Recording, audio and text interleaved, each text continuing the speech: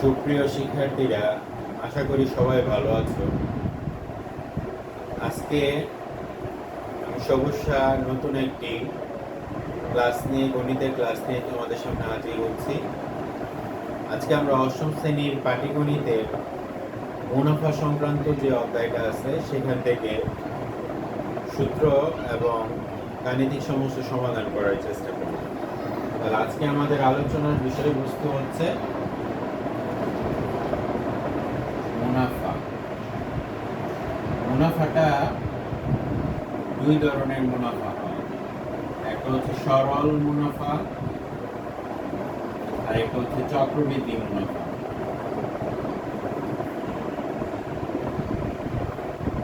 সরল মুনাফা, চক্রবৃদ্ধি মুনাফা। সরল মুনাফাটা কোনটা? কোন একটা ব্যক্তি কারো কাছ থেকে কিছু টাকা যখন ধার নেয়, তখন ওই ব্যক্তি ওই টাকাটার উপর নির্দিষ্ট সময়ের জন্য লাভ দিয়ে থাকে। যেমন এক ব্যক্তি 1000 টাকা 5% হারে লাভ দিবে 6 বছরের জন্য। তাহলে এই 1000 টাকা 5% হারে 1 বছরে যত লাভ আসে, পরের বছর ঠিক সেই মূলধনটাই থাকবে, 1000 টাকাই থাকবে। লাভটা ঠিকই আছে, কিন্তু মূলধনটা কিন্তু চেঞ্জ হয় না। মূলধনটা যেটা একই থাকে সেটা হচ্ছে সরল মুনাফা। চক্রবৃদ্ধি মুনাফা কোনটা? যে এই যে ব্যক্তি 1000 টাকা মূলধনে 6% হারে 4 বছর বা 5 বছর বা 6 বছরের উপর মুনাফা নেয়, 1 বছর শেষে যে মুনাফাটা হয় 1000 টাকায়, ওই মুনাফাটা আবার 1000 টাকার সাথে যোগ হয়ে যদি মূলধন হয়ে যায় পরের বছরে, তার মানে মুনাফা প্লাস মূলধন হয়ে আবার মূলধন হয়, মূলধনটা বৃদ্ধি পায়, তাহলে সেটা হচ্ছে চক্রবৃদ্ধি মুনাফা। সরল মুনাফায় মূলধন একই থাকে, চক্রবৃদ্ধি মুনাফায় মূলধন মুনাফার সাথে যোগ হয়ে আবার ওই পার্সেন্ট হারে বৃদ্ধি পায়। এটা হচ্ছে চক্রবৃদ্ধি মুনাফা আর এটা হচ্ছে সরল মুনাফা। তো সরল মুনাফার অঙ্ক করার জন্য আমাদের সূত্র লাগবে। তো সূত্রটা হচ্ছে I সমান PRN। I সমান PRN।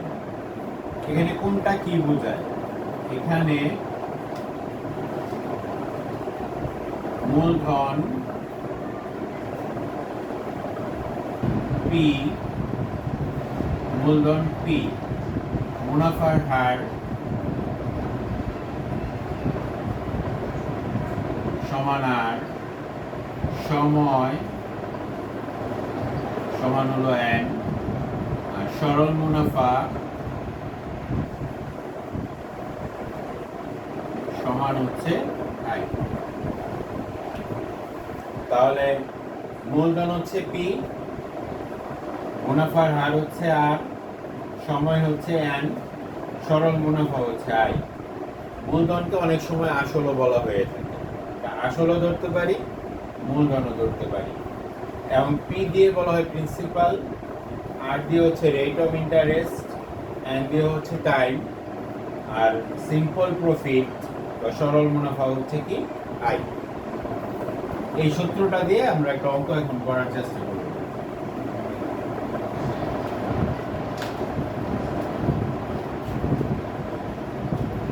$10,000 টাকার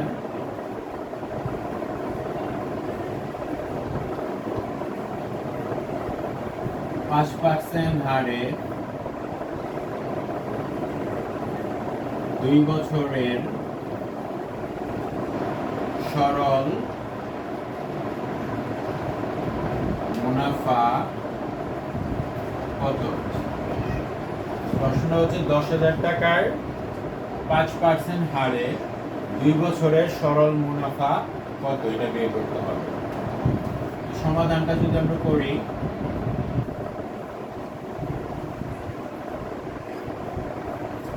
সমাধানের জন্য এখানে মূলধন বা আসল যেটাই বলি, P হচ্ছে কত টাকা? যেই টাকাটা তুমি কারো কাছ থেকে বা কোনো ব্যাংক থেকে বা কোনো আর্থিক প্রতিষ্ঠান থেকে টাকাটা নাও, সেই টাকাটাই হচ্ছে কি মূলধন, তাহলে এখানে মূলধন হচ্ছে কত টাকা? 10,000 টাকা। মূলধন 10,000 টাকা। মূলধনকে পি দিয়ে প্রকাশ করে। মুনাফার হার, মুনাফার আর মানে আর হচ্ছে 5%। পার্সেন্টের জন্য নিচে হচ্ছে 100, উপরে হচ্ছে 5। সময় n হচ্ছে 2 বছর। বার করব মুনাফার হার, মুনাফার হার না সরি, বার করব সরল মুনাফা। সরল মুনাফা I is equal to what? তাহলে মূলধন P হচ্ছে 10,000 টাকা, মুনাফার হার আর হচ্ছে 5% মানে 100/5, সময় n হচ্ছে 2 বছর, সরল মুনাফা I আমরা বের করব। এই সূত্রটার সাহায্যে এখন আমরা অঙ্কটা করার চেষ্টা করব। তো আমরা জানি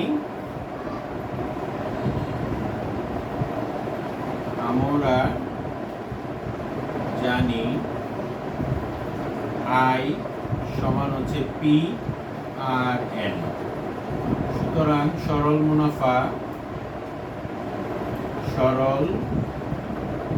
মুনাফা I P হচ্ছে 10,000 টাকা, 10,000, আর হচ্ছে 100/5 গুণ হচ্ছে সময় 2 টাকা। এটা আমরা কিভাবে নিলাম? P হচ্ছে আমাদের আসলটা হচ্ছে 10,000, মাঝখানে কোনো চিহ্ন নাই, ইনটু বা গুণ, আর হচ্ছে মুনাফার হার 5%, একটু আমরা লিখছি 100/5, মাঝখানে গুণ, এন হচ্ছে সময় হচ্ছে 2 বছর। এখন আমরা যদি কাটাকাটি করি, 100 দিয়ে যদি 10,000-কে কাটি 100 হবে, তো 100 দিয়ে 5-কে গুণ করলে 500, 500-কে 2 দিয়ে গুণ করলে 1000। তাহলে আমরা পেয়ে গেলাম, সুতরাং নির্ণেয় সরল মুনাফা 1000 টাকা। উত্তর 1000 টাকা। তাহলে শিক্ষার্থীরা আমরা অতি সহজেই সরল মুনাফার একটা অঙ্ক বের করে ফেললাম। সরল মুনাফা থেকে কিন্তু আমরা আসল বের করতে পারি, মুনাফার হার বের করতে পারি, সময় বের করতে পারি, আর সিম্পল প্রফিট বা সরল মুনাফা তো এখন দেখাবো এইভাবে। এইগুলো সবগুলো আমরা এই সূত্রটা দিয়ে করতে পারি। আসলে এখন আমরা আরেকটা সমস্যার সমাধান করার চেষ্টা করি।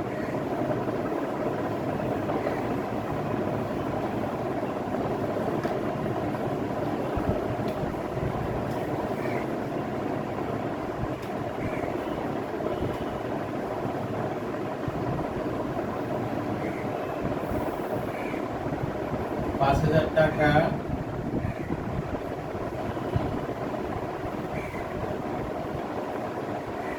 টাকার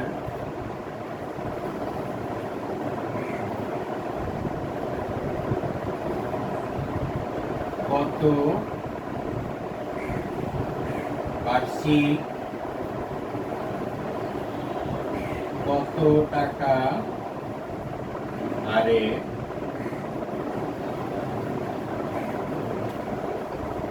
5 বছরে মুনাফা, 5,000 টাকা বার্ষিক কত টাকা হারে 5 বছরের মুনাফা 1,000 টাকা হয়।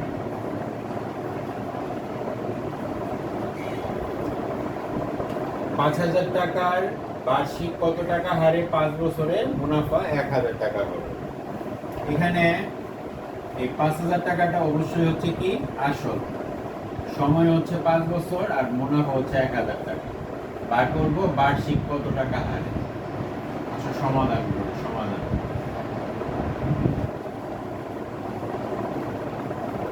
এখানে মূলধন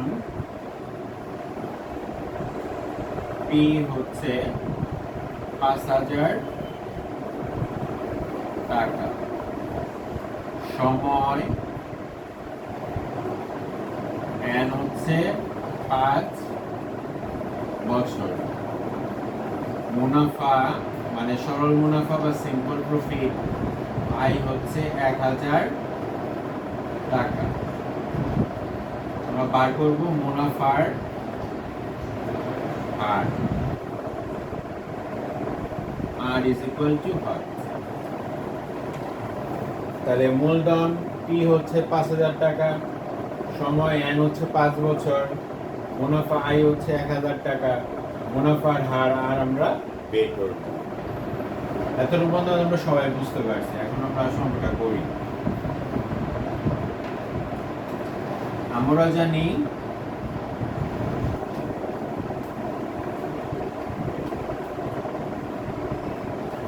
আই সমান পি আর এন।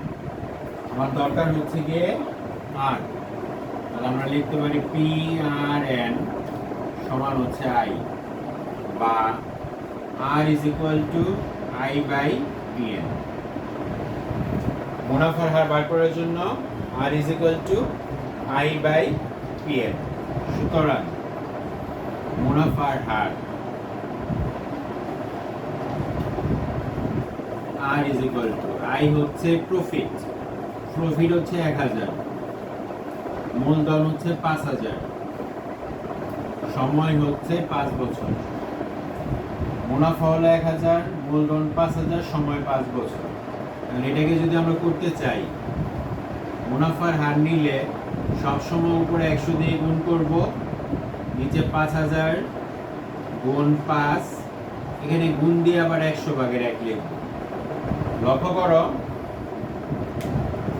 যখন আমরা মুনাফার হার বের করব তখন অবশ্যই উপরে 100 দিয়ে গুণ করব আর নিচে লিখব 100 ভাগের 1।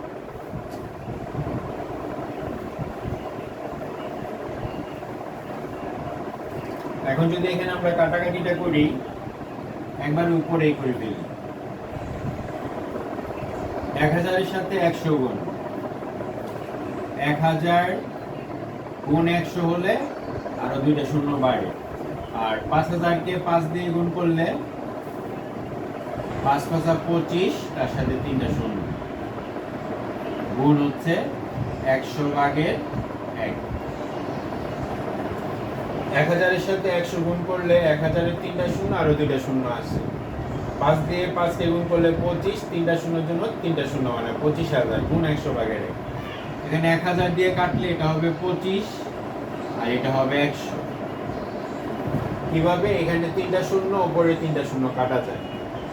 25 দিয়ে কাটলে 25 একে 25, 4 25 এ 100, তার মানে 4 গুণ 100 ভাগের 1। এটাকে লেখা যায় 4%।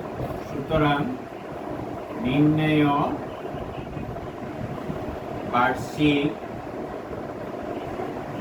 মুনাফার হার